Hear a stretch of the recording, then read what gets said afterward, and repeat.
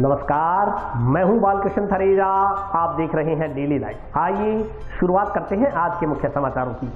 Kohla farm के पास बनाई गई हड्डा रोड़ी को तुरंत प्रभाव से हटाने की मांग, गो सेवकों ने दी आंदोलन की चेतावनी।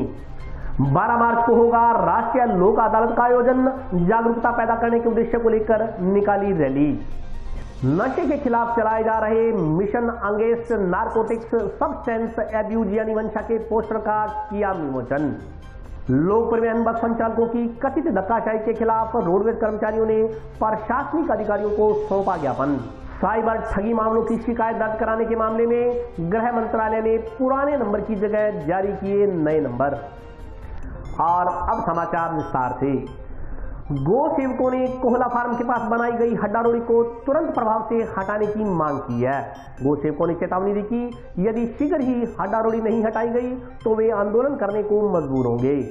कोला फार्म के नजदीक हड्डा रोड़ी स्थापित किए जाने से गो सेवकों में आक्रोश व्याप्त है। गो सेवकों ने आज हड्डा रोड़ी स्थल पर जाकर पशुओं के हालात देखे। गो सेवकों ने कहा कि प्रशासन ने ठेकेदार को हड्डा रोड़ी के लिए यह स्थान चिन्हित किया है, लेकिन इस स्थान का निर्धारण गलत किया गया है। उन्होंने कहा कि इस स्थान पर सैकड़ों की संख्या में पशु विचरण करते हैं, लेकिन अब यहाँ हड्डा रोड़ी स्थापित हो जाने से पशुओं का जीना मुहाल हो गया। उन्होंने कहा कि कोला फार्म होने की वजह से यहाँ चारा पशुओं के लिए आसानी से उपलब्ध हो जाता था। इसी वजह से यहाँ की संख्या में पशु खड़े रहते थे। अब कुछ लोगों ने बिना सोचे समझे इस स्थान पर मृत पशुओं की हड्डियां डालनी शुरू कर दी हैं, जिससे आसपास का तमाम वातावरण दुर्गंधमय हो गया। गो सेवकों ने चेतावनी दी कि यदि शीघ्र ही इस स्थान से हड्डा रोड़ी को नहीं हटाया गया तो वे आंदोलन करने को मजबूर होंगे। दूसरी तरफ हड्डा रोड़ी ठेकेदार का कहना है कि जिला प्रशासन ने उन्हें मृत पशुओं की हड्डियां डालने के लिए स्थान को निर्धारित किया था, लेकिन आसपास के ग्रामीणों द्वारा आपत्ति जताए जाने पर उन्होंने यहाँ से हड्डियां हटानी शुरू कर दी है। उन्होंने कहा कि काफी संख्या में हड्डियां हटा ली गई हैं। अब कुछ दिन बाद इस स्थान को पूरी तरह से खाली कर दिया जाएगा।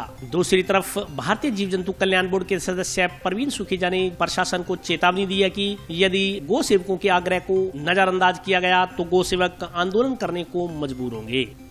यहाँ कुछ लोगों द्वारा फार्म को हड्डा रोड़ी बढ़ाने का काम किया जा रहा है, जिसके आसपास की मेरी ग्राम पंचायत है, किशनपुर है, इसमें बदबू फैल रही है और इन जीवों की हालात इतनी बदतर हो गई है कि इनको चरना फिरना विचरण करना भी मुश्किल हो रहा है। ऐसे हालात अगर व्यक्ति के अपने पास से गुजरे तो उस पर क्या बीतेगी। और ये तो जीव है बेचारा, बोल के नहीं बता सकता, लेकिन इतनी दुर्गंध में भी ये धर्म का काम है, इसलिए हम इतनी बदबूदार जगह में खड़े हैं, जो कि बहुत ही गलत है। इसके दोषी तो प्रशासन ही है, प्रशासन दोषी है इसका। ठेकेदार तो बेचारा क्या करे, उसको तो निर्धारित स्थान दिया जाएगा, उस पर डालेगा वो, तो उसका क्या लेना देना है। कुछ लोग इसमें राजनीति भी कर रहे हैं, जो कि प्रबुद्ध नागरिक है और गणमान्य व्यक्ति है, उनको ऐसा नहीं करना चाहिए। ये कोई बढ़िया बात नहीं है, ये धर्म के खिलाफ है। अपने चारों तरफ गंदगी डाल दे और अपने को रसगुल्ले खाने को दे तो खाएंगे क्या अपने। इन जीवों के साथ हो रही है, इनका स्थायी निस्तारण होना चाहिए। ऐसे थोड़ी अपने जीव के साथ खिलवाड़ कर सकते हैं। ये चलो फार्म है, अगर किसी गांव में फार्म नहीं लगे तो वहाँ क्या करेंगे, गांव में डालेंगे। तो इसकी उचित व्यवस्था होनी चाहिए। मैं यहाँ उस दिन आया, देखा फार्म के अंदर, तो इन्होंने गाँव वालों ने बोला कि वहाँ हड्डा रोड़ी चल रही है। तो हमने यहाँ आके देखा तो 4 किलोमीटर में इन्होंने ये हड्डा रोड़ी के पशु मृत्यु पशु डाल रखे थे। उसके बाद में हमने देखा तो इन्होंने पूछा तो इसने 2 ट्रक कुत्ते भी साथ लेके आए थे। 2 ट्रक कुत्ते भी साथ लेके आए थे ये कि ये इसका जो मांस है ये खा जाए तो हड्डी है हमारे पीसने के काम में, ये कीमती चीज़ है, तो हम वापस ले जाएंगे उठा के। 4 किलोमीटर में इन्होंने ये फैक्ट्री के तौर बना रखा था। इन्होंने कहा, ठेकेदार को कहा हमने, तो ठेकेदार ने बोला कि हम 2-3 दिन का समय दो और 2-3 दिन में हम उठा लेंगे। और अभी तक आज 7 दिन हो गए, अभी तक भी नहीं उठाया और चल रहा है, बोल रहे 1-2 दिन में फिर उठा लेंगे। ये भी प्रशासन जो कर रहा है, धक्काधोरी कर रहा है। जो आते हैं यहाँ जो सेवा करने के लिए, उनको लोग बोलते हैं सेवा करने के लिए नहीं आते हैं, ये तो ऐसे ही आते हैं, गौशाला के नाम से बोलते हैं कि जी वहाँ से आए वहाँ से आए। हमें 1.5 महीने पहले यहाँ फार्म के अंदर परमिशन दी गई थी डालने की, कि यहाँ डालो, आपको कोई नहीं हिलाएगा। और कुछ दिन पहले आसपास के गांव के लोगों ने मना किया हमें उठाने के लिए, कि यहाँ नहीं घेरना है, तो हमने घेरना यहाँ बंद कर दिया। ठीक है। और अब हड्डी उठाने के लिए कह रहे हैं, हड्डी लगातार डेली के दो तीन पिके में भर के लेके जा रहे हैं सर। और 2-4 दिन में हम बिल्कुल सफाई करके दे देंगे इनको। फार्म में लगभग 2 सालों से हम इनको संभाल रखे हैं, लेकिन यहाँ पे कोई अड्डा रोडी वगैरह का कोई मामला नहीं था। महीने 1.5 महीने पहले प्रशासन ने ठेकेदार को अनुमति दी कि वहाँ पे हॉस्पिटल बन रहा है, वहाँ से उठा के अड्डा रोडी फार्म में लेके जाई जाए, और महीने 1.5 महीने ला के यहाँ पे डाल दिया।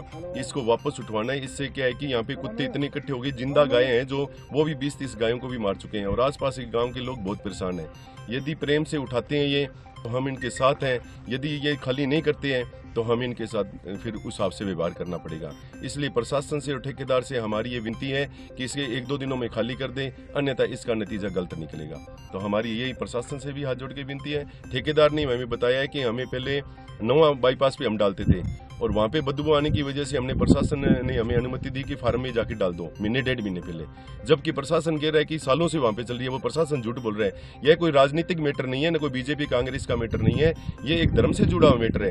यहाँ पे पहले कुछ ऐसा नहीं था अड्डा रोडी वाला, लेकिन महीने 1.5 महीने डालने का प्रशासन कह रहा है कि ये राजनीति करके उठा रहे हैं, और सालों से चल रहे हैं। ऐसा कुछ भी नहीं है, झूठ है। ठेकेदार से भी हमने पूछा, ठेकेदार अब भी कहने के लिए तैयार है कि महीने 1.5 महीने प्रशासन ने हमें वहाँ पे डालने के लिए अनुमति दी है, और वो अब वापस उठाने के लिए तैयार है, और 1-2 दिनों का कह रहा है कि 1-2 दिनों में उठा लेंगे। उठा लेगा तो हमें कोई इतराज नहीं है, नहीं उठाएगा तो हम उस हिसाब से फिर उसका इलाज करेंगे। 12 मार्च को राष्ट्रीय लोक अदालत का आयोजन किया जाएगा। लोक अदालत के सफल आयोजन को लेकर शुक्रवार को जागरूकता रैली निकाली गई। राजस्थान राज्य विधिक सेवा प्राधिकरण के निर्देशानुसार पूरे प्रदेश में 12 मार्च को राष्ट्रीय लोक अदालत का आयोजन किया जा रहा है। राष्ट्रीय लोक अदालत के सफल आयोजन को लेकर शुक्रवार को हनुमानगढ़ जिला मुख्यालय पर कलेक्ट्रेट परिसर से राजस्व विभाग और न्यायिक अधिकारियों की संयुक्त रैली का आयोजन किया गया। रैली को जिला एवं सेशन न्यायाधीश संजीव मागो, जिला कलेक्टर नथवर डेडेल सहित अन्य प्रशासनिक और न्यायिक अधिकारियों की ओर से हरी झंडी दिखाकर रवाना किया गया। इस मौके पर जिला कलेक्टर नथवर डेडेल ने बताया कि राष्ट्रीय विधिक सेवा प्राधिकरण और राजस्थान राज्य विधिक सेवा प्राधिकरण की ओर से जिला विधिक सेवा प्राधिकरण की सहायता से 12 मार्च को राष्ट्रीय लोक अदालत का आयोजन होगा। इस वर्ष आयोजित होने वाली राष्ट्रीय लोक अदालत में राजस्व के मामलों को भी शामिल किया जा रहा है। जिला कलेक्टर ने राजस्व मामलों को शामिल करने पर राज्य सरकार का धन्यवाद देते हुए कहा कि इस लोक अदालत का अधिकतम लोगों को फायदा मिले, ऐसे प्रयास किए जा रहे हैं। इसके लिए जिला स्तर पर न्यायिक और प्रशासनिक अधिकारियों की ओर से बच्चों के साथ रैली का भी आयोजन किया गया है। रैली के माध्यम से यह संदेश देने का प्रयास किया गया कि 12 मार्च को आयोजित होने वाली राष्ट्रीय लोक अदालत का अधिकाधिक फायदा उठाएं। जिला विधिक सेवा प्राधिकरण सचिव एवं अपर जिला एवं सेशन न्यायाधीश श्रीमती संदीप कौर ने बताया कि रालसा नालसा के निर्देशानुसार 12 मार्च को आयोजित होने वाली राष्ट्रीय लोक अदालत में इस बार दोनों तरह यानी न्यायिक और राजस्व से जुड़े मामलों का निस्तारण होगा। लोक अदालत की भावना के इस उत्सव को मनाने की तैयारियां दोनों कोर्ट न्यायिक और राजस्व अदालत ने कर ली है। उन्होंने बताया कि रैली आयोजित करने का मकसद उन पक्षकारों को जागरूक और प्रेरित करना था जिनके मुकदमे उनकी न्यायालयों में लंबित है और जिसमें राजीनामा हो सकता है। यदि पक्षकार चाहें तो वे अपनी किसी भी तरह की रंजिश को छोड़ते हुए उन मामलों में राजीनामा करवाने के लिए आगे आ सकते हैं। पुलिस अधीक्षक अजय सिंह राठौड़ ने कहा कि लोक अदालत शीघ्र न्याय पाने का सुगम रास्ता है, इसलिए सरकार द्वारा आयोजित की जाने वाली इस राष्ट्रीय लोक अदालत का अधिकाधिक संख्या में फायदा उठाया जाना चाहिए। उन्होंने कहा कि राष्ट्रीय लोक अदालत में पुलिस की भूमिका संबंधित व्यक्ति तक, संबंधित पक्षकार तक सम्मान पहुंचाने की है, जिसे बखूबी अंजाम दिया जाएगा। उन्होंने कहा कि पुलिस आम जनमानस से मिलकर के विभिन्न स्थानों पर जाकर राष्ट्रीय लोक अदालत के बारे में प्रचार प्रसार करेगी। राष्ट्रीय विधिक सेवा सहायता प्राधिकरण और राजस्थान विधिक सेवा सहायता प्राधिकरण, जिला विधिक सेवा सहायता प्राधिकरण की सहायता से और जो 12 मार्च 2022 को जो राष्ट्रीय लोक अदालत का आयोजन किया जा रहा है, इस वर्ष इस राष्ट्रीय लोक अदालत में जो राजस्व के मामले हैं उनको भी शामिल किया जा रहा है और इस लोक अदालत का अधिकतम लोगों को फायदा मिले, अधिकतम मामलों का निपटारा हो, इसलिए आज जिला स्तर पर माननीय डीजे साहब और सभी न्यायिक अधिकारियों के साथ में, प्रशासनिक अधिकारियों के साथ में बच्चों को साथ लेकर के एक रैली का आयोजन किया गया है। और इस रैली के माध्यम से और आपके माध्यम से हम यही मैसेज देना चाह रहे हैं कि आने वाली लोक अदालत का हमें बहुत अच्छा उपयोग करना है और जो समझाइश से छोटे छोटे मामले हैं और समझाइश से आसानी से निपट सकते हैं, उनमें दोनों पार्टियों को आगे आकर के इसका अधिकतम समझौता करना चाहिए ताकि उनका समय भी बचे, पैसा भी बचे और अदालतों का भार भी कम हो। ये मुख्य उद्देश्य है। मैं समझता हूँ कि जो लोक अदालत की पहले तो मैं ये बताना चाहूंगा कि राजस्व अदालतों को भी इसमें शामिल किया गया है। तो सबसे पहले तो मैं सरकार का धन्यवाद देना चाहूंगा और दूसरा हमने सभी उपखंड अधिकारी, तहसीलदार जहाँ जहाँ मामले चल रहे हैं उनको बैठक बुला करके निर्देशित कर दिया है कि अधिकतम मामलों को हमें इस लोक अदालत में लेना है। और मैं समझता हूं कि जो छोटे छोटे मामले हैं, रास्तों के विवाद है या बंटवारे में बहुत ही छोटा टुकड़ा है, तो और जब एक मंच मिलेगा कि उनकी आपसी समझाई से जो उनके बीच में बंधन है या किसी तरीके का तो वो मेल मिलाप के माध्यम से मैं समझता हूं कि अच्छे परिणाम देखने को मिलेंगे। माननीय नालसा और माननीय रालसा के निर्देशानुसार 12 मार्च को राष्ट्रीय लोक अदालत का आयोजन किया जा रहा है। इस बार जो राष्ट्रीय लोक अदालत है उसमें दोनों प्रकार के मुकदमा, जुडिशियल मैटर्स और रेवेन्यू मैटर्स रखे जाएंगे। तो लोक अदालत की भावना के इस उत्सव को मनाने की तैयारी दोनों कोर्ट्स ने की है। राष्ट्रीय लोक अदालत में रेवेन्यू कोर्ट्स और जुडिशियल कोर्ट्स दोनों तैयारी कर रही हैं मामले निपटाने के लिए। आज की रैली आयोजित करने का मकसद उन पक्षकारान को जागरूक और प्रेरित करना था जिनके मुकदमा हमारी न्यायालयों में लंबित हैं और जिसमें राजीनामा का तत्व मौजूद है। उनमें राजीनामा लीगली हो सकता है। यदि पक्षकारान चाहें तो अपनी रंजिश को छोड़ते हुए आगे आ सकते हैं। अगर कुछ लोग अपने मुकदमों के संबंध में राजीनामा का मत बना लेते हैं और उनको कुछ डाउट्स हैं तो उसके लिए हमने प्री काउंसलिंग की भी व्यवस्था की हुई है। फर्स्ट स्टेज तो कोर्ट में प्री काउंसलिंग होती है, कोर्ट द्वारा समझाइश की जाती है और पक्षकारान को जो दिक्कतें राजीनामा करने में पेश आ रही हैं या अगर कोई डाउट है उसको एड्रेस कोर्ट के द्वारा किया जाता है। यदि उस स्टेज पर भी राजीनामा होना संभव नहीं होता तो हमारी नेक्स्ट स्टेज प्री काउंसलिंग की बेंच की है। वहां पर हमारे काउंसलर्स लोगों की समझाइश करते हैं, जो दोनों पक्षकार हैं वहां पे प्रेजेंट रहते हैं। अगर अनफॉर्चुनेटली वहां पर भी राजीनामा की स्टेज नहीं आ सकती तो हमने डोर स्टेप काउंसलिंग की व्यवस्था और कर रखी है। ये कॉन्सेप्ट लास्ट लोक अदालत में इंट्रोड्यूस किया गया था।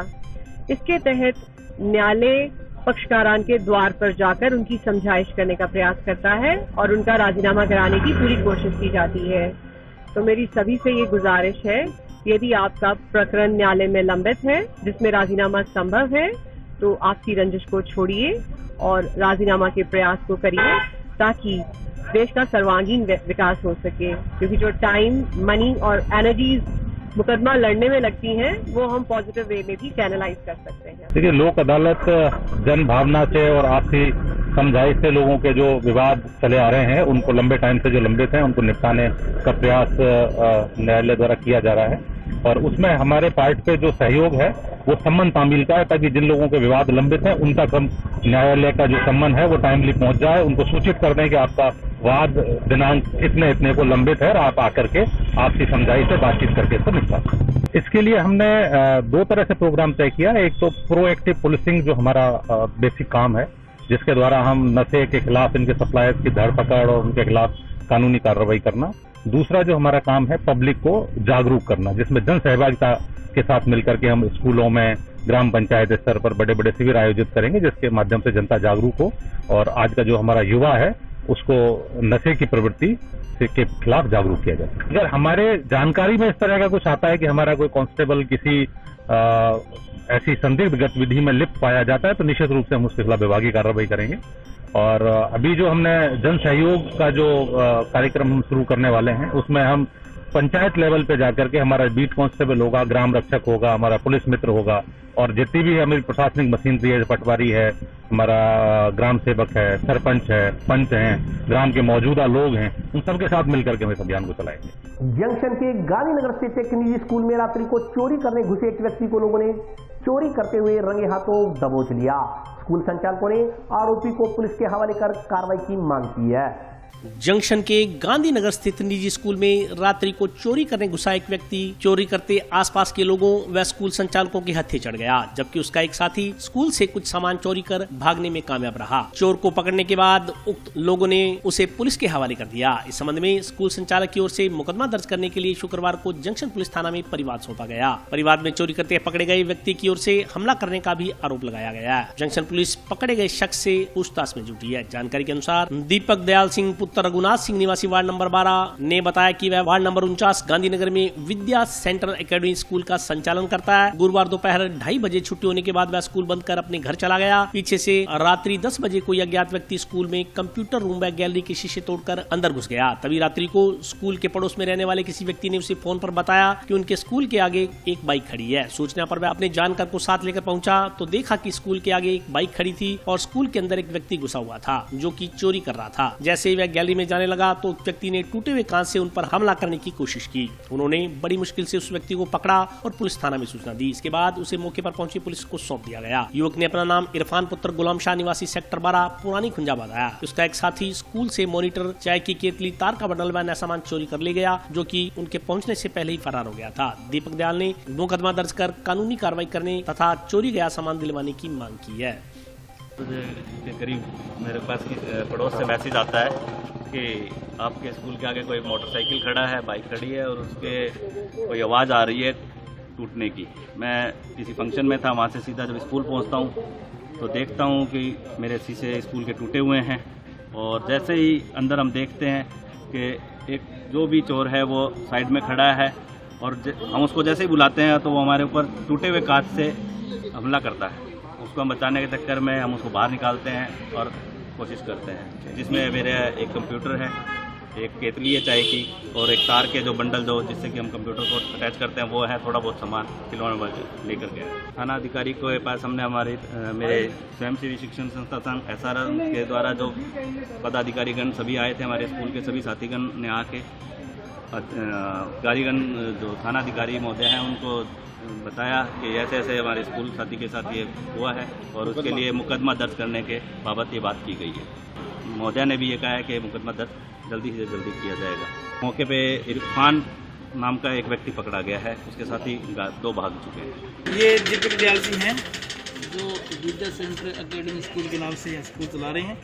इनमें रात में कोई व्यक्ति जिसका नाम इरफान खान है जो रात्रि के समय प्रवेश करके इसने कांच को तोड़ा और सामान वगैरह भी हिलाए हैं, ठीक है, चोरी करने की कोशिश की। इस मामले में मौका देखने के लिए आए हुए हैं। सामान वगैरह कोई नहीं लेके गए हैं और रात को ही इसको पुलिस लेके गई, जिसमें एक सिपाही ने इसको बंद किया और अब कार्रवाई चल रही है। मुकदमा दर्ज होने के बाद में अगली कार्रवाई की जाएगी।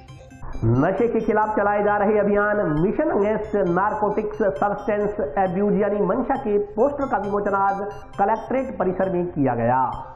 नशे के खिलाफ चलाए जा रहे अभियान mission against narcotics substance abuse अर्थात मंशा के पोस्टर का विमोचन शुक्रवार को जिला मुख्यालय पर किया गया। जिला एवं सेशन न्यायाधीश संजीव मागो एवं जिला कलेक्टर नथमल डिडेल सहित अन्य न्यायिक एवं प्रशासनिक अधिकारियों ने पोस्टर का विमोचन किया। इस मौके पर सूचना एवं जनसंपर्क अधिकारी सुरेश बिश्नोई ने कहा कि संभागीय आयुक्त डॉक्टर नीरज के पवन के निर्देशानुसार संभाग में चलाए जा रहे अभियान मंशा के तहत पोस्टर का विमोचन हुआ है। इसका मुख्य उद्देश्य है कि युवा सहित सभी नागरिक जागरूक हों, वे अपनी जिम्मेदारी को नशे की तरफ न बढ़ें। साथ ही जो पहले से किसी भी प्रकार का नशा कर रहे हैं वे धीरे धीरे नशे की लत से दूर होकर समाज की मुख्यधारा में आकर अपने जीवन को बेहतर बनाएं। उन्होंने कहा कि नशे के खिलाफ अभियान के तहत ग्राम पंचायत स्तर तक शिविर आयोजित किए जाएंगे ताकि आम जन जागरूक हो व वर्तमान युवा पीढ़ी नशे से दूर रहे। उन्होंने जानकारी दी कि 14 फरवरी से आरंभ हुआ अभियान पूरे साल भर चलकर 14 फरवरी सन 2023 को जाकर समाप्त होगा। इसका प्रथम चरण 14 फरवरी से 23 मार्च तक चल रहा है। जिले में इस अभियान की शुरुआत 14 फरवरी को जिला मुख्यालय पर की गई थी। अब सभी तहसील मुख्यालयों पर भी यह कार्यक्रम आयोजित किया जा रहा है। इस अभियान को शुरू करने के पीछे का मकसद युवाओं को नशे से दूर रखना है। नशे के कारोबार में लिप्त लोगों के खिलाफ सख्त कार्रवाई भी अभियान के तहत पुलिस की ओर से की जाएगी। देखिए, पूरे बीकानेर समाज में नशे के खिलाफ माननीय संभागीय महोदय के निर्देशन में अभियान जो चलाया जा रहा है मंशा mission against narcotic abuse substance, ये 14 फरवरी से शुरू हुआ था और ये पूरे साल भर चलेगा। 2022 14 फरवरी से 2023 14 फरवरी तक चलेगा। इसकी फर्स्ट फेज जो है 14 फरवरी से 23 मार्च तक चलाया जा रहा है। इसकी शुरुआत हनुमानगढ़ जिला मुख्यालय पर की गई थी और अब सभी तहसील मुख्यालय पर भी ये कार्यक्रम आयोजित किया जा रहा है। मकसद ये है कि युवाओं को नशे से दूर रखें और जो नशे के इस कारोबार में जो लोग लिप्त हैं उनके खिलाफ सख्त कार्रवाई की जाए। इसी मकसद के साथ ये अभियान शुरू किया गया है। नशे के खिलाफ हम सभी जो आमजन हैं, सभी जो लोग हैं, उनसे अपील करना चाहते हैं कि कोई भी आपको कोई नशे के खिलाफ कोई नशा बेचता नजर आए या कोई नशे में लिप्त है तो आप जो पुलिस का टोल फ्री नंबर है 24 आवर्स का और जो संभागीय मुख्यालय स्तर पर एक नंबर जारी किया गया है, इन 2 नंबरों पर आप आप मैसेज कीजिए या आप फोन करके बताइए। पुलिस और प्रशासन मिलकर सख्त से सख्त कार्रवाई इनके खिलाफ की जाएगी। रोडवेज कर्मचारियों ने आज प्रशासनिक अधिकारियों को ज्ञापन देकर लोक परिवहन बसों की कथित धक्काशाही बंद करवाने की मांग की। लोक परिवहन बसों के संचालकों तथा राजस्थान रोडवेज कर्मचारियों के बीच विवाद दिनों दिन बढ़ता जा रहा है। राजस्थान रोडवेज संयुक्त कर्मचारी संघर्ष समिति के सदस्यों ने आज समय सारणी बनाए जाने की मांग को लेकर प्रशासनिक अधिकारियों को ज्ञापन सौंपा। ज्ञापन में कहा गया है कि समय सारणी बनाए जाने की मांग को लेकर पिछले दिनों गंगानगर वैरावसर कर्मचारियों के बीच बैठक आयोजित की गई थी। बैठक में बीकानेर परिवहन अधिकारियों द्वारा रोडवेज के समय को कम कर लोक परिवहन बसों को समय दे दिया गया था। इस निर्णय का संघर्ष समिति विरोध करती है। उन्होंने चेतावनी दी कि अगर संघर्ष समिति के वार्ता कर उक्त समस्या के समाधान को 1-2 दिन में निस्तारित नहीं किया गया तो 21 फरवरी से रोडवेज कर्मचारी अनिश्चितकालीन कार्य का बहिष्कार करेंगे। उन्होंने कहा कि वे बसों का चक्का जाम करने का निर्णय भी ले सकते हैं। ज्ञापन देने वालों में जसविंदर सिंह, सत्यवीर सिंह, इंद्र कुमार, विक्रांत सारण सहित अन्य कर्मचारी मौजूद रहे। उपखंड अधिकारी महोदय को हमारे द्वारा संघर्ष समिति द्वारा ज्ञापन दिया गया है और हमारी जो मांगे हैं उनको अगर नहीं माना गया, लोक परिवहन बस का समय राजस्थान रोडवे के समय में दिए जा रहे हैं, जिसका संघर्ष समिति द्वारा विरोध किया जा रहा है। उपखंड महोदय को ज्ञापन दिया गया है।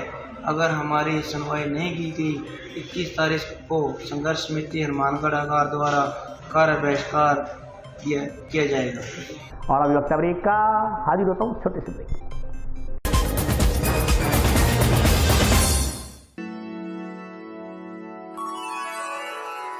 यूं तो कई बार मुझे हंसते देखा है,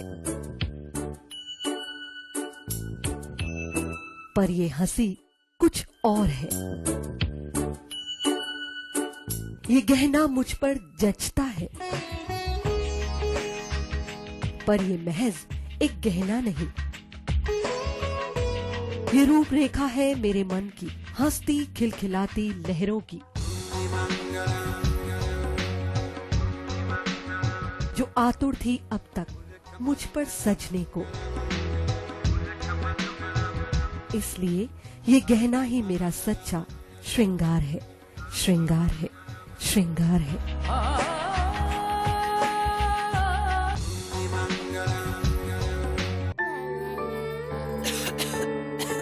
दीदी ये देखो,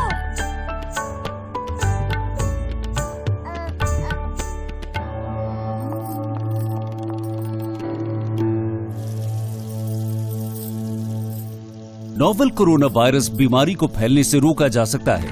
खांसी और छींक के बाद और बच्चे को छूने से पहले अपने हाथों को साबुन से धोकर इसे फैलने से रोक सकते हैं। वो डॉक्टर साहब हैं? भाई साहब खांसी और बुखार था, सोचा चेक करवा लूं।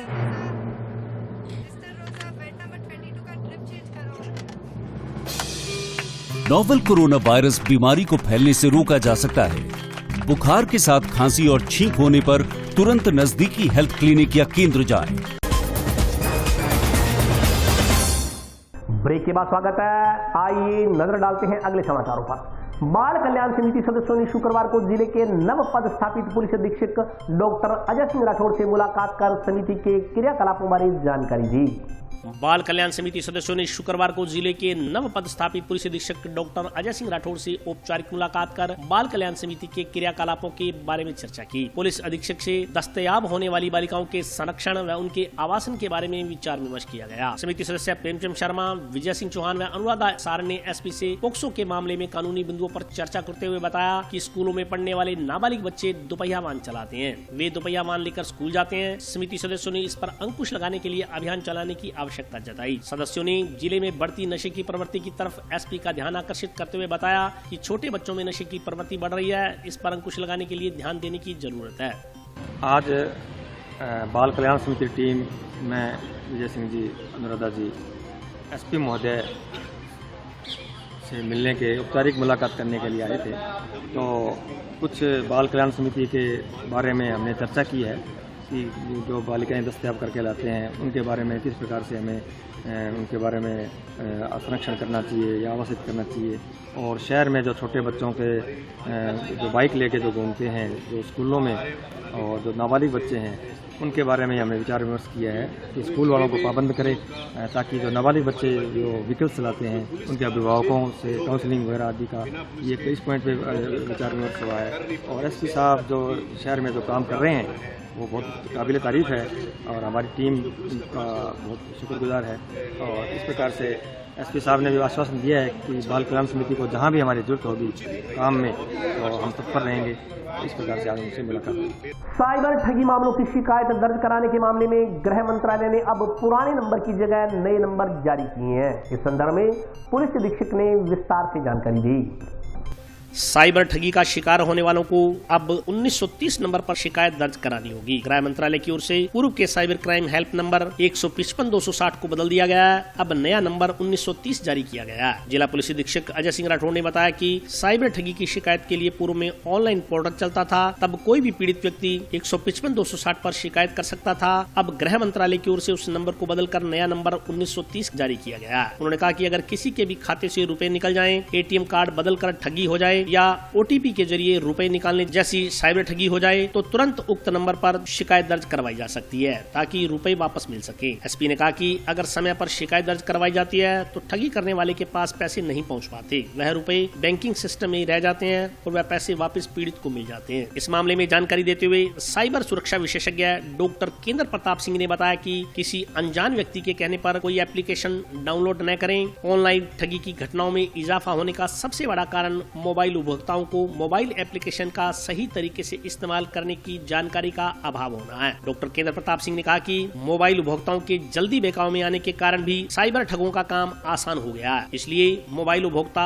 अज्ञात नंबरों से कॉल आने पर इस बात का विशेष ध्यान रखें कि वह किस प्रकार की डिमांड कर रहा है और उसकी मांग क्या है। ओटीपी ही नहीं, अब कुछ कोड के नाम से भी रुपए ऐंठ लिए जाने की घटनाएं सामने आ रही हैं। केंद्र प्रताप सिंह ने कहा कि अगर कॉल करने वाले की ओर से मोबाइल उपभोक्ताओं को कोई एप्लीकेशन डाउनलोड करने को कहा जाता है तो उसे नजरअंदाज कर दें। साथ ही उन्होंने अपील की कि मोबाइल उपभोक्ता तभी इंटरनेट ऑन रखें जब वे उसका इस्तेमाल कर रहे हैं। अगर आपका फोन साइड में पड़ा है और आप उसका उपयोग नहीं कर रहे तो इंटरनेट को ऑफ यानी बंद कर दें। ऐसा कर वे साइबर ठगी का शिकार होने से बच सकते हैं।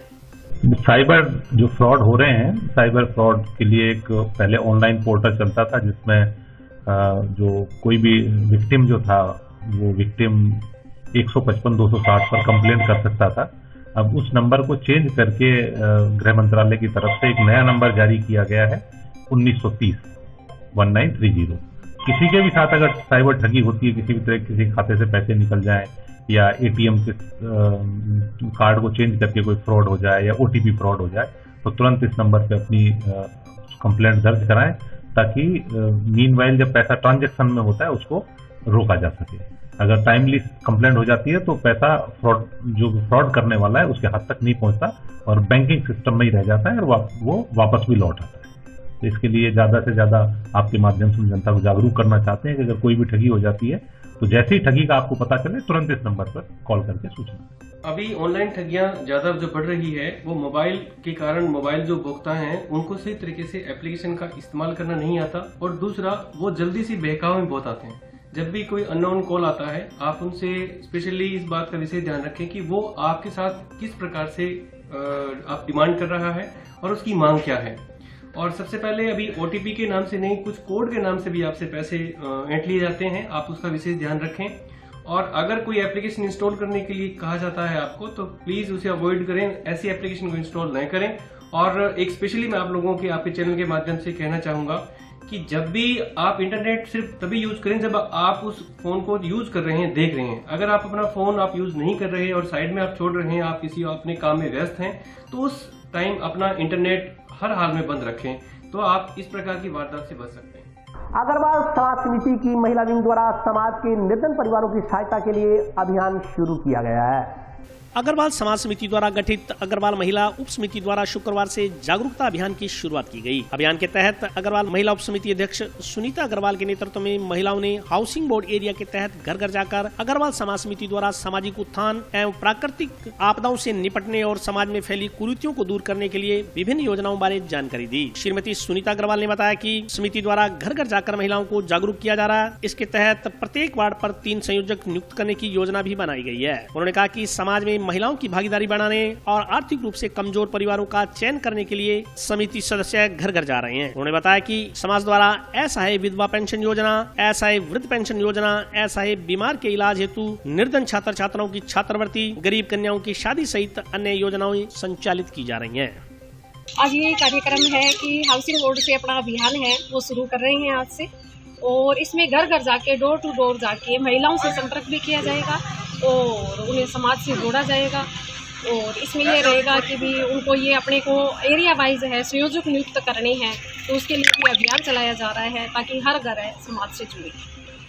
और जो अगर किसी भी अग्रवाल समाज का जो परिवार है उसमें कोई भी ज़रूरतमंद है तो उसकी ज़रूरत के लिए ये अभियान चलाया जा रहा है ताकि उसकी ज़रूरत है वो पूरी की जा सके और उनकी मदद भी की जा सके हर तरीके से। गांधीवादी एस.एन. सुब्बाराव की जयंती के उपलक्ष्य में चल रहे युवा पखवाड़ा के तहत राजकीय महात्मा गांधी अंग्रेजी माध्यम विद्यालय में 2 दिवसीय भजन गायन प्रतियोगिता का आज समापन हुआ। गांधीवादी एस.एन. सुब्बाराव की जयंती के उपलक्ष्य में चल रहे युवा पखवाड़ा के अंतर्गत जंक्शन की कैनाल कॉलोनी स्थित राजकीय महात्मा गांधी अंग्रेजी माध्यम विद्यालय में 2 दिवसीय भजन गायन प्रतियोगिता का आयोजन किया गया। शुक्रवार को प्रतियोगिता का समारोह पूर्वक समापन हुआ। इस मौके पर अतिथियों की ओर से प्रतियोगिता में प्रथम, द्वितीय व तृतीय स्थान पर रहे बच्चों को पुरस्कृत किया गया। विद्यालय के प्राचार्य गुरमीत सिंह बराड़ ने बताया कि गांधीवादी विचारक डॉक्टर एस.एन. सुब्बाराव की जयंती के उपलक्ष्य में राज्य सरकार के निर्देशानुसार 20 फरवरी तक मनाए जा रहे युवा पखवाड़ा के अंतर्गत गुरुवार व शुक्रवार को राजकीय महात्मा गांधी अंग्रेजी माध्यम विद्यालय में भजन गायन प्रतियोगिता करवाई गई। पहले दिन गुरुवार को सब जूनियर वर्ग यानी कक्षा 5 से 8 तक के बच्चों की व दूसरे दिन शुक्रवार को जूनियर वर्ग यानी कक्षा 9 से 12वीं तक के बच्चों की भजन गायन प्रतियोगिता आयोजित हुई। उन्होंने बताया कि सब जूनियर वर्ग में राजकीय उच्च प्राथमिक विद्यालय नंबर 3 टाउन प्रथम रहा। राजकीय उच्च प्राथमिक विद्यालय अमरपुरा थेड़ी द्वितीय व शहीद चमकौर सिंह राजकीय उच्च माध्यमिक विद्यालय डबली रठान ने तृतीय स्थान हासिल किया। जूनियर वर्ग की प्रतियोगिता में राजकीय महात्मा गांधी अंग्रेजी माध्यम विद्यालय जंक्शन प्रथम, राजकीय बालिका उच्च माध्यमिक विद्यालय नोहर द्वितीय व शहीद चमकौर सिंह राजकीय उच्च माध्यमिक विद्यालय डबली ठान ने तृतीय स्थान हासिल किया। उन्होंने बताया कि प्रतियोगिता के दौरान बच्चों ने शानदार प्रस्तुतियां दी। महान गांधीवादी विचारक डॉक्टर एस.एन. सुब्बाराव जी की याद में जो एक युवा पखवाड़ा मनाया जा रहा है, उसके तहत जिले में काफ़ी सारे कार्यक्रम हो रहे हैं। इन कार्यक्रमों की श्रृंखला में गायन प्रतियोगिता महात्मा गांधी राजकीय विद्यालय अंग्रेजी माध्यम कैनाल कॉलोनी में संपन्न हुई है। 17 तारीख को सब जूनियर वर्ग का कंपटीशन हुआ था और आज 18 को जूनियर वर्ग का कंपटीशन हुआ था। दोनों में 9 स्कूल्स ने भाग लिया था। इसका मकसद है गांधी जी के विचारों को प्रसारित करना, क्योंकि हमने अभी गांधी जी के 150 ईयर्स सेलिब्रेट किए हैं और अभी जो उनके जितने भी अनुयायी हैं जिन्होंने गांधी जी के विचारों को फैलाया है, उसी कड़ी को हमने आगे बढ़ाना है। इसलिए बच्चों में गांधी जी के जितने प्रिंसिपल्स थे उनको इनकलकेट करना है। इसके लिए राज्य सरकार का एक बहुत ही महत्वाकांक्षी कार्यक्रम है। टाउन स्थित राजकीय चिकित्सालय के समक्ष चल रहा संघर्ष समिति का धरना शुक्रवार को 85वें दिन भी जारी रहा।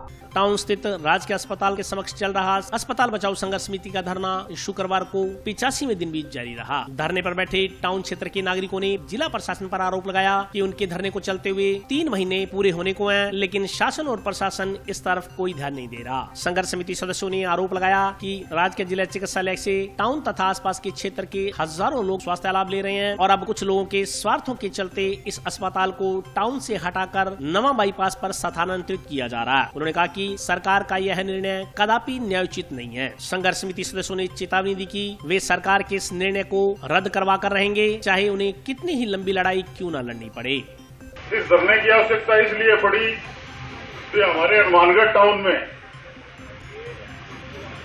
जिले को मेडिकल कॉलेज मिला, वो सौभाग्य की बात है, लेकिन इस मेडिकल कॉलेज को नवा बाईपास पर ले जाया जा रहा है। ये मेडिकल कॉलेज हनुमानगढ़ टाउन जिला अस्पताल के बेस पर ही हमें मिला था।